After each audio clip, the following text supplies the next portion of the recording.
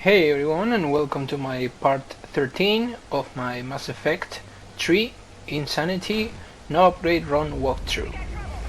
This is Sanctuary, it's on the planet Horizon, and this is really difficult, especially this first part and the two last battles. We're going to encounter Reaper forces and Cerberus forces. In this first part we're going to be attacked by two Phantoms and two Snipers. And this is already difficult. I died a lot of time. The problem with the Phantoms is, again, it's the same problem that I've mentioned time and time again. They just are all over the place. They can charge you directly, they can charge your friends.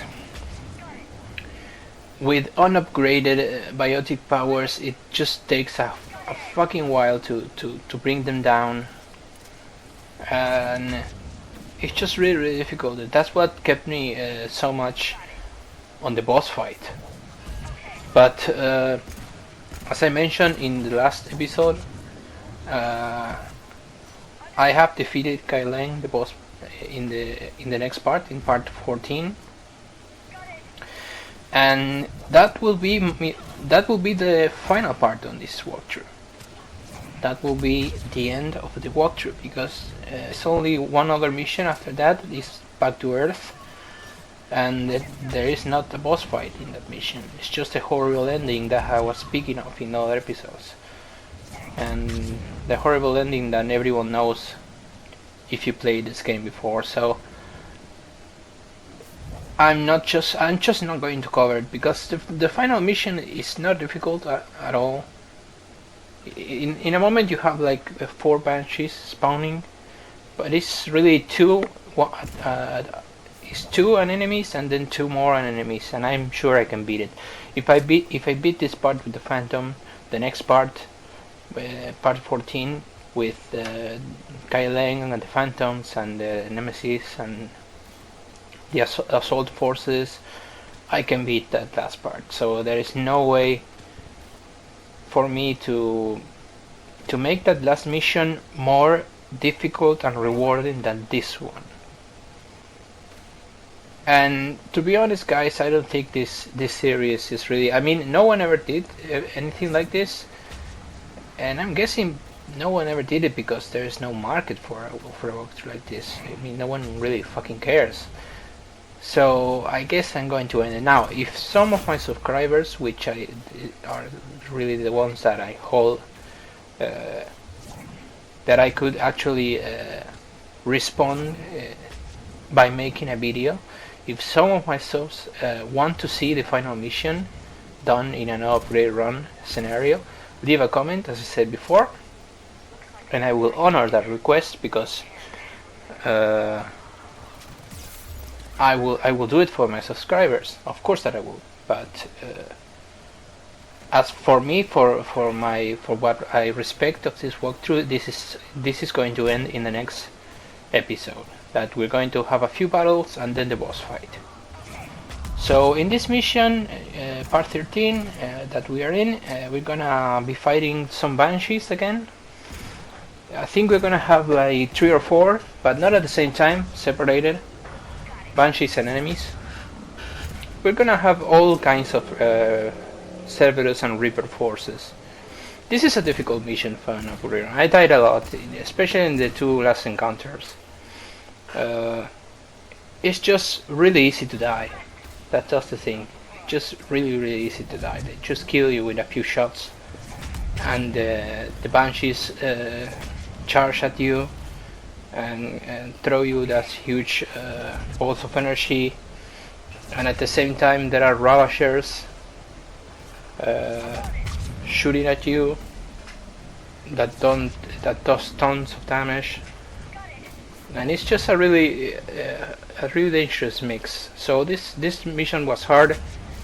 I struggled a little, and then I found a strategy that's actually very funny at the end of the video, that I actually, how do I actually survive is really funny, just by manipulating the AI and the spawn of the enemies and the cover system, which is a little broken, we could say. So besides all that, because in the next mission I'm going to get really into Kai Leng boss fight. I'm going to try to explain what happens in that fight and what's the best way to defeat him in an upgrade run that no one is ever going to do ever again. Like, but I'm going to explain it because this I would like to be like this will be sort of walkthrough, and that is the next mission is possibly the hardest part in the game. It turns out that it's the hardest part in the game because as I said before, I began playing this game without knowing if I could ever end it or if I could ever go through it, and it turns out that it's not that hard actually. It's not really that hard, but Kai Leng makes a whole difference. Kai Leng, I was stuck in it for 2 or 3 hours, and that's a lot to be stuck in it.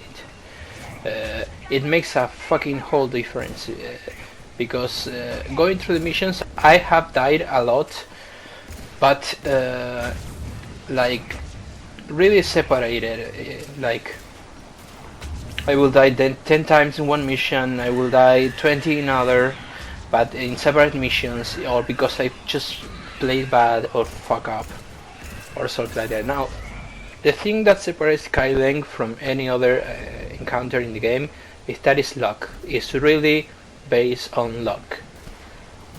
With the nemesis, the sniper rifles, ladies, enemies, with the soldiers, and especially with the 2 phantoms that are going to spawn in phase 3, and Kai Leng attacking you at the same time. It's really hard to try to maneuver in the map with 2 phantoms charging you at all times. It's just luck.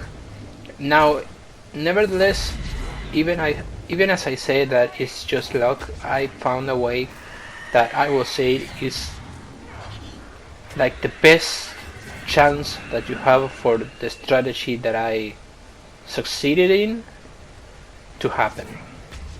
Like it's the best chance that you have to win that fight.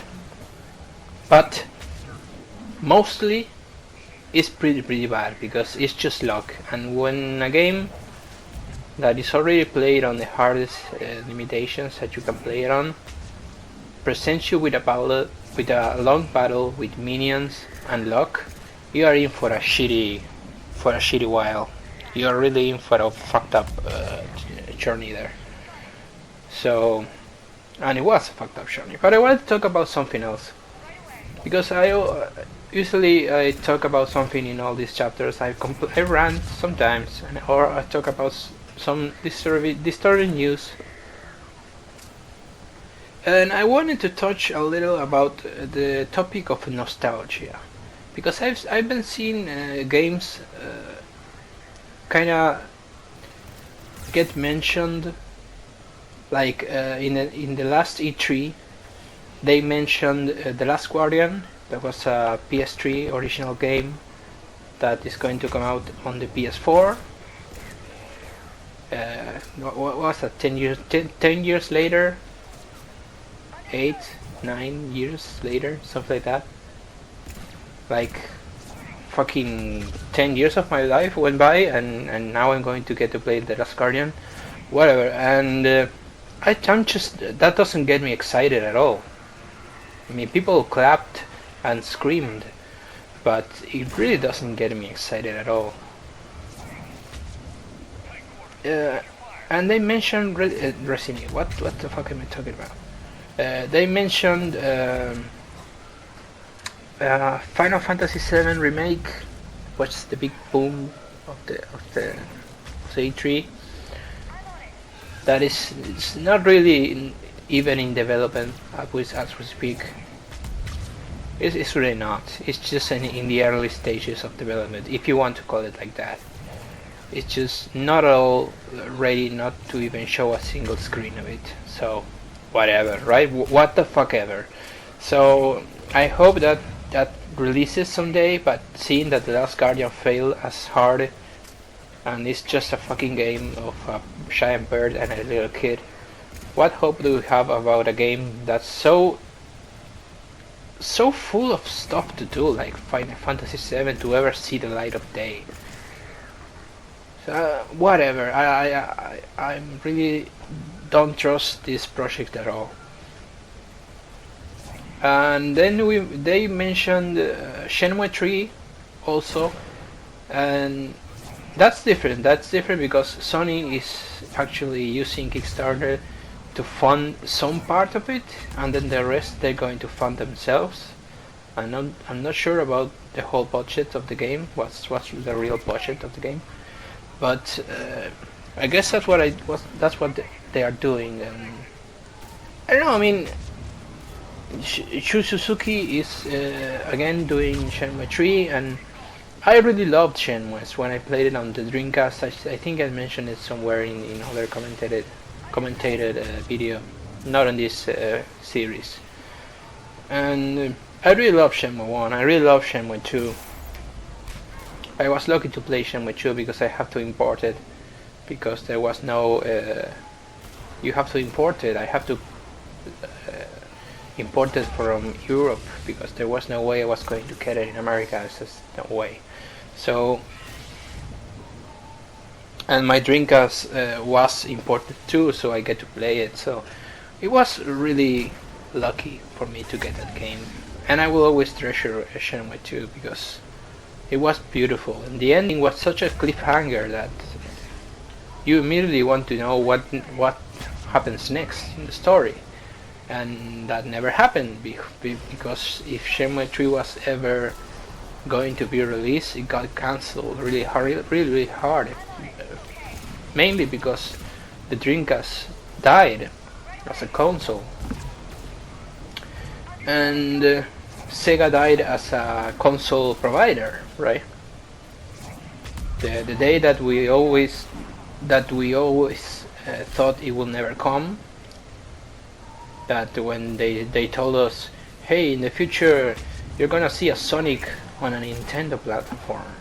You're gonna see Sonic running on a Nintendo console, and you will say, what? That's never going to happen. That will be impossible.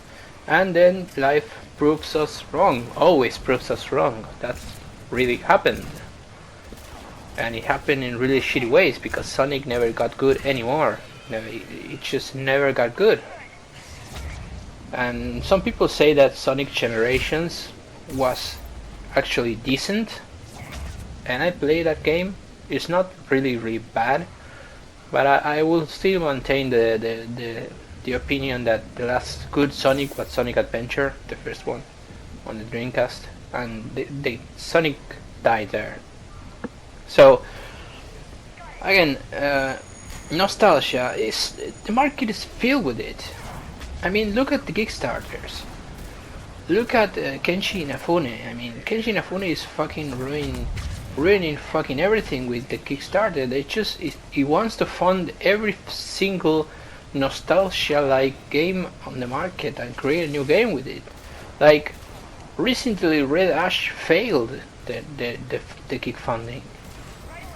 It failed, and Red Ash was supposed to be a new Mega Man Legends kind of game, and we already have a clone of Mega Man which is called Mighty Number 9, which we don't know how it is because it's not released yet.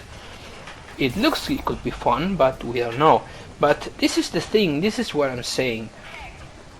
We have the market of video games so restrained by nostalgia right now. Look at all the indies that come out. They are somehow tied to all games, even games, really good games like Pillars of Eternity. It was tied to Baldur's Gate. Like the next to release Planescape Numenera, which is tied to Planescape Torment, my favorite RPG of all times.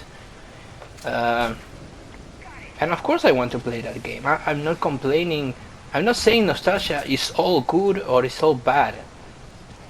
It's just like everything. We just cannot we just can't allow nostalgia to get the best and the most of all the products that are in the market. Having too much of a single thing is bad. We have to strike a balance always. Because I was thinking, what product that we have right now in the market is not based somehow on nostalgia? It's not a sequel, it's not a prequel, it's not a fucking remake, it's not a fucking special edition, it's not a fucking the same fucking game with better graphics like Uncharted 4. And I'm sorry to say this, I know it's not fair, I know it might improve in some ways, but we all know what Uncharted is, right? We played it before, and we are going to play it again. I'm going to buy that game, but we all know what we are going to get, right? That's what I'm saying. When was the last time that we're going to play something new? That's the point. What that was totally said wrong. I'm sorry, guys. Just start. I mean, when was the last time that we played something new? When are we going to play something really, really new? A new kind of game with new mechanics, and not another fucking experience, another fucking discovery game or freak game full of fucking cutscenes. Like, they ruined Batman for fucking this. They thought that they were kind of like, I don't know, Hideo Kojima, that they could write an incredible story and they fill the gameplay of Batman with cutscenes of bullshit dialogue and bullshit scenes, and then you get on the fucking Batmobile. I'm not gonna rant anymore about Batman, but that's kind of what I said. The indie games are all trying to do Limbo, right? When Limbo came out, they were all trying to do Limbo, and they're all on a trend that kinda is based on nostalgia on all games and new games, right? And they try to mix it up so it's not that evident. It's not that, but it is. It actually is. So I was just wondering, when was the last time that I played a new game, a game that felt new and fun and complex and hard to learn, but good, like a complex game that takes time to master, right? That you can get into quickly, but get really that you have to spend a lot of time to master, because those are the games that are good. Those are the type of gameplays that I want. And if I have to say one game that was released with that kind of gameplay, that's new, that's actually new, I will say Bloodborne. But I can't really say 100% Bloodborne, right? Because it's heavily based on the Dark Souls series. So it will be hypocritical of me to say Bloodborne. So let's scratch that. Let's not say Bloodborne. What was the last time that introduced good solid new mechanics of gameplay? Like what? I don't even fucking remember. Like, I mean, the Metal Gears always introduce some kind of new mechanic, right? But they're basically sequels or prequels that are kind of the same but introduce new mechanics, which is totally fine. But they're not really new games, right? At least Metal Gear 4, which is for me the worst of the series, it was heavily full of cutscenes and little gameplay. And I know Metal Gear is like that, but Peace Walker was so good. I mean, it was almost as good as Snake Eater, and it was more gameplay than cutscenes, right? And it really looks like Metal Gear 5 is going to be that kind of game. And I hope it strikes a balance, because I love Hideo Kojima's stories and cutscenes. This was part 13, the Sanctuary mission on Horizon. Thanks a lot for watching, guys, and take care.